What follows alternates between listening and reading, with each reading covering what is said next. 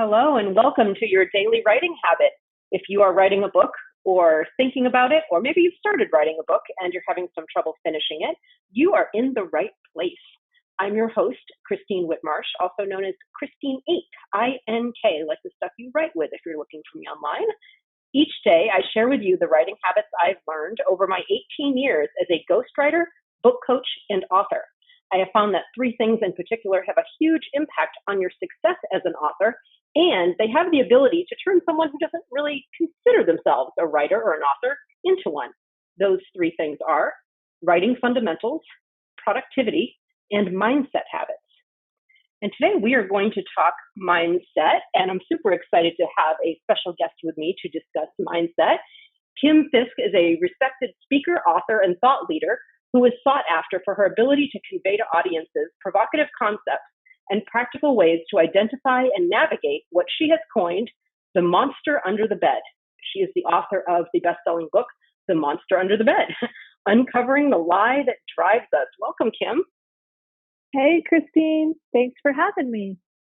Yeah, thanks for being here. This is exciting because I was recently, when I plot out my episodes for your daily writing habit, I had this idea of, with the mindset piece of my little three-piece formula to help authors.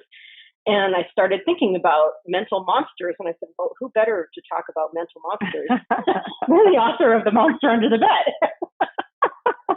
I think that's a compliment. I don't know. I'm going to take it that way. It is. You're my monster expert.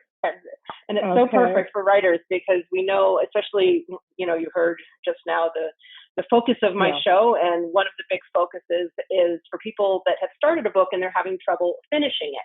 And for me, that kind of screams monsters everywhere. Yeah, exactly. Oh my goodness. Yeah. Absolutely. Yeah. Well, it's been almost a year that the book came out, and you were such a help to me during those, having a coach that really knows these mindset traps even though I wrote the book, it's like, we can't always coach ourselves because it's like, you can't even, professional athletes have a coach that doesn't really tell them anything they don't know, but it helps see, we don't see our own stuff when we're in the middle of it. So you were very helpful to me during those months of agony. Well, I'm very glad to hear that. Thank you. Yeah. So speaking of the book, go ahead and give us an overview. Who is this book for specifically, and what will they get from reading it?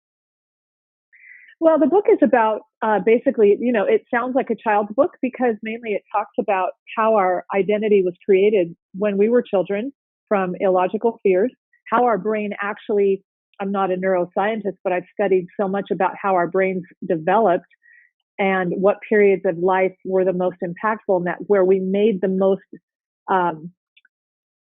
biggest decisions about who we are in our identity level, the deep identity level of ourselves. And most of that, pretty much all of that occurs between the ages of like 2 and 6, somewhere in there. Well, that's also when usually you have a monster under your bed, and there's no talking someone out of it. It's the part of your brain isn't fully developed yet, the logical part, till your mid-20s. So we're created with basically the survival brain fully functioning, and it only responds to emotions. So when you have an illogical fear, like a monster under your bed, it doesn't stop and say, well, honey, like maybe my mom tried to do that with me too. Like there's no equipment for me in my psyche yet to deal with logic about it. It's just true. It's so true and if I put my hand out over the edge of the bed, it's going to get eaten. I better not pee in the night because I'm going to get, and emotionally we are wired. It's firing and wiring this part of us. So the survival brain, really our entire identity, if you kind of keep following my metaphor here, is entrenched in fight or flight, primarily fight and flight messages like, you better hide. Don't let them know you're on the bed. Don't let them know you're near. Don't let them know anything's wrong with you, because that's the other part of it is when we start interacting with our community, we are a primate. We are a community species. We have to be taken care of. So we don't want people to see what we think is wrong with us. Illogical, emotional, right? And we don't want, then on the heels of the flight, shame, I believe, was the first thing we felt. Shame riddles us, and then on the heels of that, the survival amygdala brain comes in and says, you got to prove you're okay. You better be okay, because they got to take care of you. You got to make sure they like you, make sure they take care of you.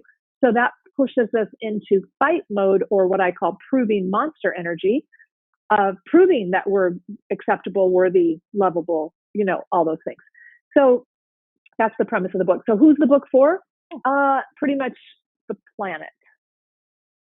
But those who have ears to hear, let's put it that way. That's perfect. And I can see, and this is what, talking today about kind of the mental monsters that are blocking people from writing a book, from finishing a book. And I can immediately see one of those illogical fears that you just mentioned. And the one that I get from coaching clients quite a bit is, who wants to read my book? Who's interested in hearing what I have to say? So yeah, kind of talk about that one and how that's a monster. That is probably that was the biggest one that I was a quivering ball of fetal position, in the corner many days, rocking over that one, because I would, but here's the emotion shift, which you're going to approach this with your logical brain now, because your logical brain right now has a hard time really even understanding what I'm talking about, because we are so now logical and thinkers, and we think and think and think and think with this logical brain now. But guess what? The wiring that actually created your logical brain, or had a huge impact on it, was highly influenced by these emotional. See, I believe now our logical brain is really there just to rationalize, justify, and defend the emotional decisions we make. So even though that's why shooting yourself doesn't work, because you're not really attacking it at the emotional level. So those days when I would go, and I was even writing about it. In fact, in the book, I even have a dictation, complete dictation. Here's what my chatter is saying right now as I'm writing this. Kim, who do you think you are? You don't even have a college degree. You're talking about brain stuff. You're not a doctor. You're not even a college graduate.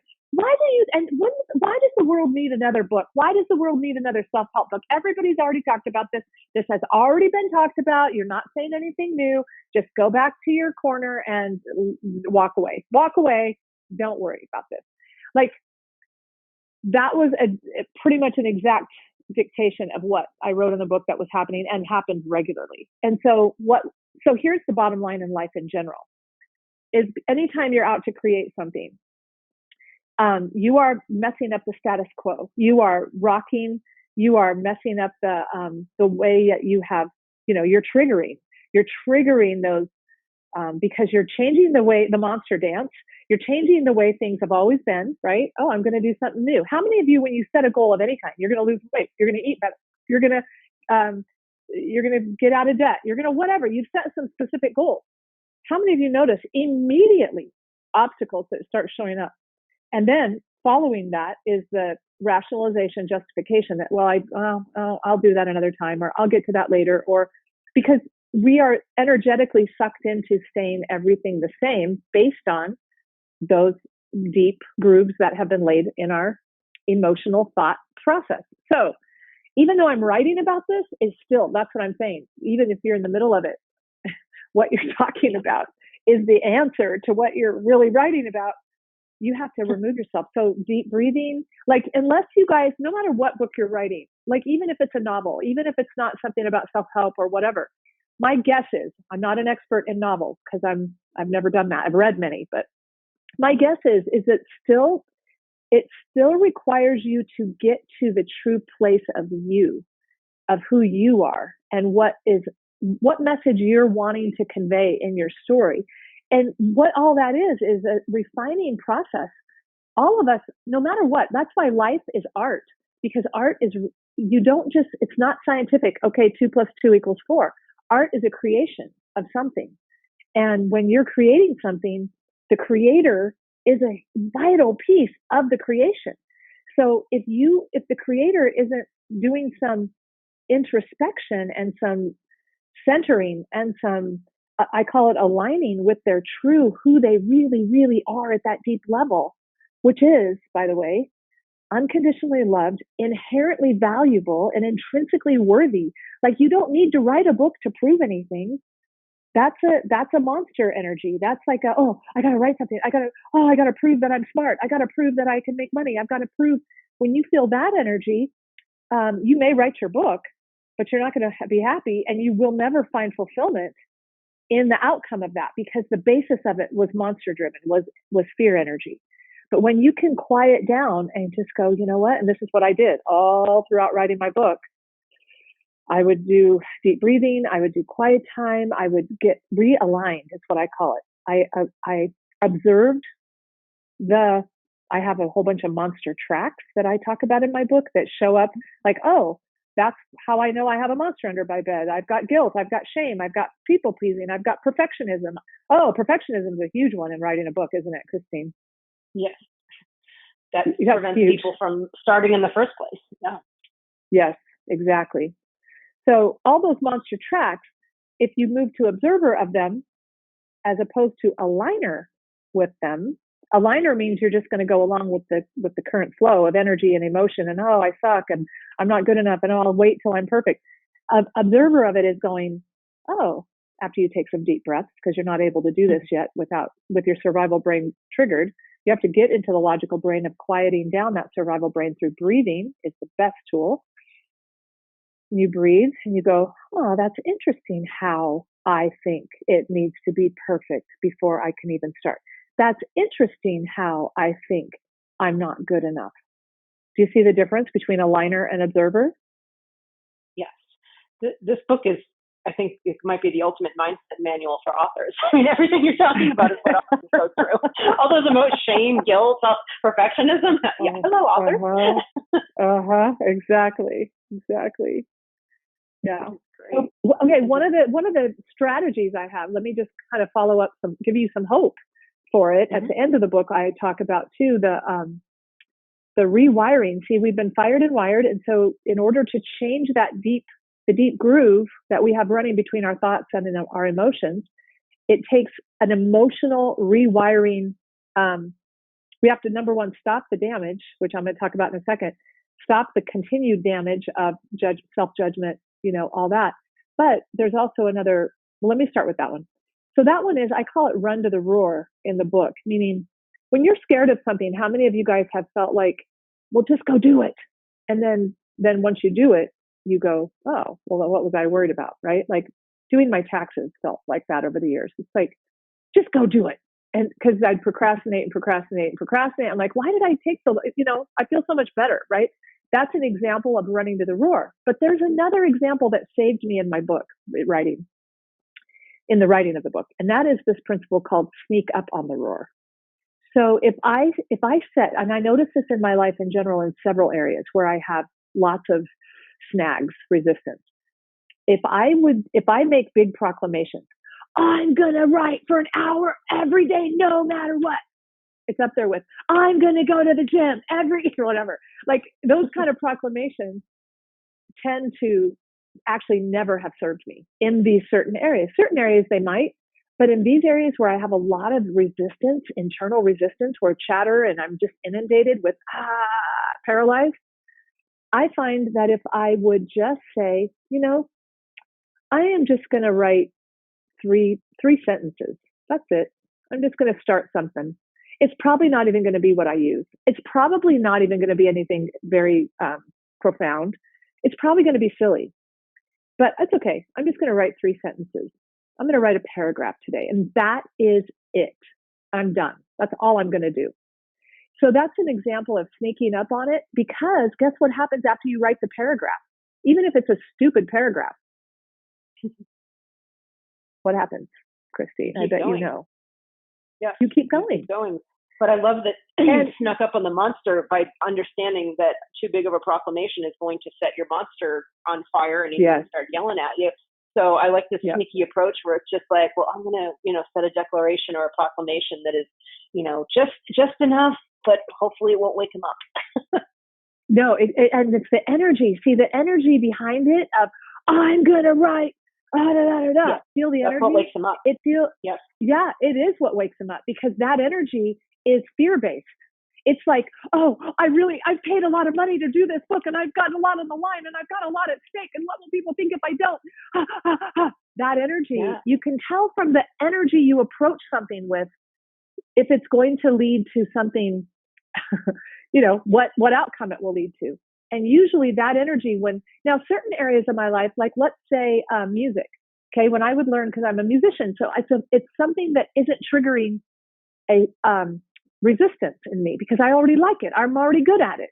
So if I sit down to play a hard piece on the piano, let's say, I'm like, okay, I'm going to approach it with excitement. I'm going to approach it with, okay, I got to do this. I got to memorize this, page, and I'm going to chunk it down each measure. Hear the energy. Like I am excited to do it because it's in my wheelhouse already. It's not triggering this other stuff that comes from, fear. It's excitement. Fear and excitement to your body a lot of times process the same. Getting on a roller coaster, I could be excited or I could be scared. My heart's going to beat. I'm going to maybe get sweaty. I'm going to, right? I'm going to have the physical outcomes of both maybe similar. But what the interpretation of it is internally is if it's excitement, I'm not going to hear any chatter. If it's fear, I'm going to hear a ton of chatter about it and resistance. So it's really better to calm down. If you're in an area where you feel resistance, calm down and just go, I don't have to do it. Give yourself all the permission you need to not do it. I don't have to do this. I would do that so many days, Christine. I go, I don't have to do it. I don't have to finish this book. I don't have to do it. And I'd walk away. And then guess what I heard? The minute I gave myself permission to not do it and relaxed, guess what I felt? Inspired, I felt number one, motivated. Yes. I felt desire. See, because the fear is blocking desire. When people go, I don't really know what I want, it's because you've got layers of fear that are stopping you from feeling what you or seeing or understanding what you really want. So when you just deal with the fear, and how you deal with it, this is maybe one of the questions you're going to ask, is you've got to actually, that monster under the bed, who is that really? In my metaphor, who is that? What is that? Is me. It's my little self that didn't understand, that didn't have logic. I was completely riddled with self-judgment, with fear of not survival. It's the survival brain that is doing this. It has very little to no connection with logic. So that is who's under the bed. That once I go there and lift up that bed skirt and go, oh, okay, honey, you were always unconditionally loved. You were always worthy. You were perfect just as you were. You just didn't know that. So you've made this construct of thought and emotion. That's where this came from. Just as if you have a little 3 or 4 year old now, if you are a parent, what could your child possibly ever, ever, ever do to be more worthy, perfect, or loved? There's nothing. But you didn't know that. Emotionally, you didn't know that. And so that's what needs to happen now in this process. Maybe in time for your book, maybe some of these strategies will help you open some of these doors to discovering this deeper part I'm talking about. But these little tricks and tips are ways that you can actually know what language your deepest part of you speaks. And it speaks emotion. If you're triggering fear, you know that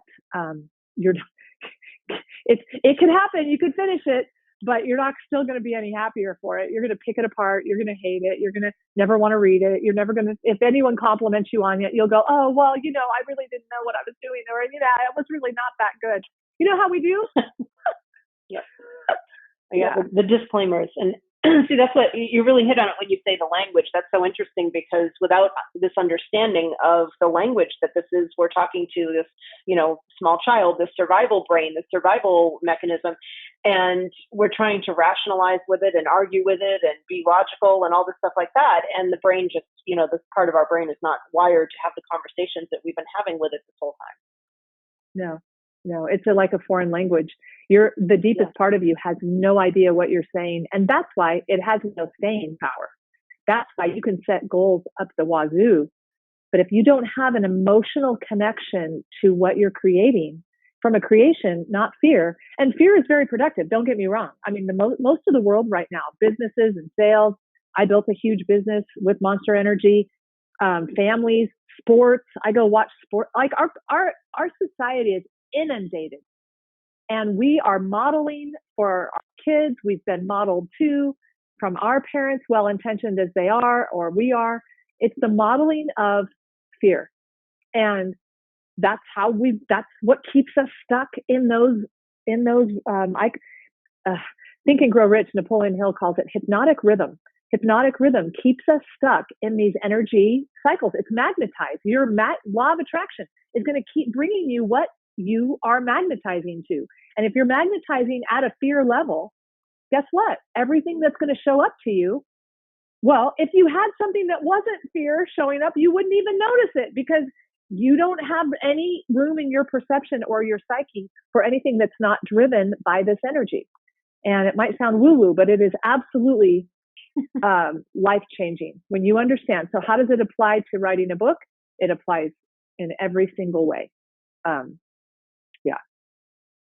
Because you're involved. And that's such, because there's an emotional human being with this brain that is structured in this way that's involved in writing the book. And I think as writers, we tend to be maybe more on the intellectual side, and we try to rationalize and say, well, yes, I know I need what I need to do to write the book. And we try to become like these great intellectuals and say, but there's an emotional human brain in there. Sorry, I know you're really smart as a writer, but you also have like this wizard emotion thing inside of you that's driving you. That, I know we don't like to say that we're emotional as authors and writers. We're very smart. We're very intellectual. We're just awesome people. But you have this emotional lizard. Yeah, you have an emotional lizard driving the show. Sorry. Yeah, exactly. And my work now is at the end of the book, I talk about strategies, and that's where Run to the Roar. And I talk about a huge emotional epiphany that I had in my experience in my life. That I won't steal the thunder of the book. I hope you get my book, but you can get on Audible too. But the work that I do now, I'm so excited about, because I get to actually not teach people, but experience people. Like I get to have people experience what I'm talking about, this rewiring and at the emotional level. And I'm an NLP practitioner as well. And that's a huge, I call them mental ninja moves. I can go in and help people using their imagination, using the seat of their emotion. See, what created that monster under the bed was your imagination. Like how many times, I remember watching the movie Jaws, Christine, back in the 70s. And I left that theater so freaked out. Walking up the porch to my house, I swear there was a shark that was going to come out of my bushes. You know what I mean? Like, and I was 17, so it wasn't like I was in my total non-logical brain yet. But that's what created these fears were created in our imagination. And guess what can unwire and rewire is using the powers of our imagination connected to our emotion and watching this. It's so flippin' powerful. And so that's what I'm excited about now in what I'm doing in the world. Yeah, and we can use our imagination for good. And this is why, I get so many questions from people, well, how do I write my book? I ask people the biggest challenge of getting a book written, and they talk about, well, maybe I have the wrong productivity habits, and maybe I don't understand the correct writing fundamentals. And this is why you heard me say at the top of the broadcast, these 3 things that I focus on: writing fundamentals, productivity, and mindset habits. And I think a lot of people, especially business people, entrepreneur types, they're looking for the secret productivity code from me. The secret, like, okay, well, how do you write books, Christine? Is there like a certain time of day, or, what is the exact concrete process and correct procedure? It's like, there's a mindset thing in there. It's not just the writing fundamentals. It's not the jangling particles and the grammar. They're saying, well, maybe I don't know how to write a book. Maybe I need a grammar book. And there's just such a mindset piece that so many people, they don't realize they're struggling with, and they're just excluding it from the questions to me. Yeah, that's exactly right. Because it's really an emotion set. Because when sometimes people hear mindset, how that equates, and the translation to that is, oh, I gotta find someone to hold me accountable. Oh, I gotta have better time management. Oh, all of those things are subsequent to when you get connected to who you are, number one, to who you really, really, really are, and the value you are just from being you, just from being alive, just how perfect and worthy and loved everything is right now as it is, even with all your flaws. You are exactly perfect right now. And when you emotionally connect to that, number one, all these things you're trying to force through willpower are going to just start showing up for you, because the willpower is actually feeding the monster. The willpower is actually fear. If it's fear-based, it's going, I got, So like what I talked about. But when you go from love, when you go from pure creation of it, what's possible, and you emotionally connect that, it's an emotion set, and it affects your mindset. It affects then it's now just the how takes care of itself. How to write? Who do I need to talk to about how to write it? Okay, how do I need, what grammars, all of that will come as a result. And the path is so much more fun, and it's so much more, you are really creating from your true place, not from some fabricated, mythical, lie-based thing that you think you have to do.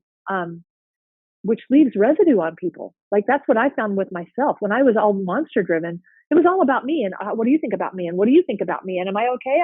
What do you, And when I would leave people's conversations or relationships, it would be like, ooh, subconsciously it was like a residue I left on them. Like, ooh.